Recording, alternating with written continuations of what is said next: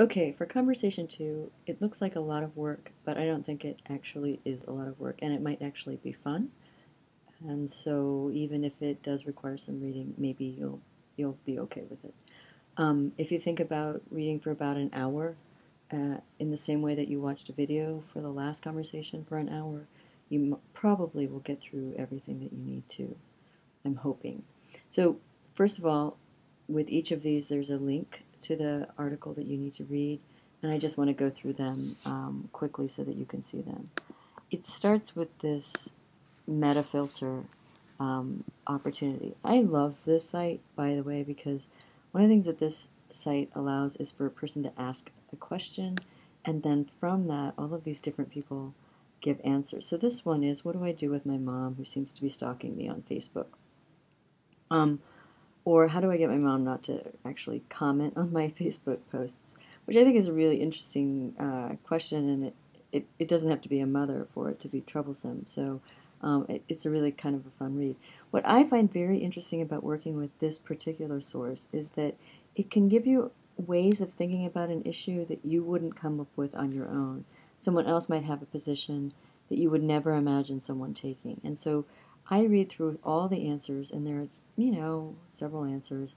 Some of them are the same as what other people say, but, basically if you take like 10 minutes and just read through these comments, you can see things like, my mom is the worst about this. She doesn't even have her own Facebook account. Instead, she uses my sister's Facebook account to stalk me. So I find it interesting that they call this stalking because this is a context, I think, that's generational. But for me, the interesting issues are the suggestions that people have for how to negotiate this issue with her mother. So, and I assume it's a woman, but I could be wrong. So that's the first one. Second one is this one about cool parents from a newspaper article. So third one is this article that's actually a scholarly article, which I think is always so fun to show because the way we were making arguments now are very different than when I was writing back before there was fire. So if you look at this one, you're going to have to jump in to the specific Worlds Collide, Facebook Family, and George. And this is actually an article. So in order to read the actual article, you have to click on this to continue reading link, and then you just keep clicking this link. Click all the way through and read through what it says. It's not really odious in terms of length. It probably is one of the longer ones that you'll need to read. And then because I need to make sure you understand how to get scholarly sources, number 4 is a sort of, just a hunt in the library to see if you understand how to use this. So using Galileo's database, I want you to find this particular article, Students' Facebook Friends, Private and Public Spheres. And if you can't find it, I have made a fancy dandy little YouTube video on how to find it. So it is as good as this one, so, at your own risk. But if you can't find it and my instructions don't help, find a librarian who can, because they're online and they're happy to help you. You may find this piece the hardest to read, so preview it, gather a sense of its organization, and then start reading. Take particular note of 2 things. One, they gather a group of people, they interview them, and they use this material to shape the document's argument. Second, they draw on additional sources to set the stage in the introduction and in the discussion. And those sources or resources might be interesting for you to use. In the future, when you're working with a scholarly article, those resources can be great because they can give you a starting point for a larger paper that gets you a really strong working bibliography.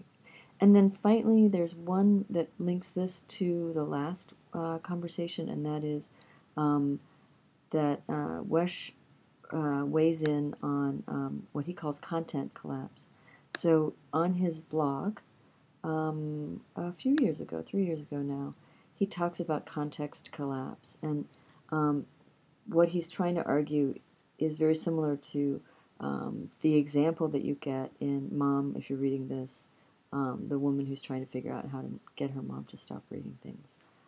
So these 4 things give you this, these 4 essays and the one that's in the academic article give you a way of seeing an issue, and that issue is how do you navigate on Facebook when you have different parts of your social life coming in contact with one another. Typically don't come in contact with one another, but are coming in contact on Facebook.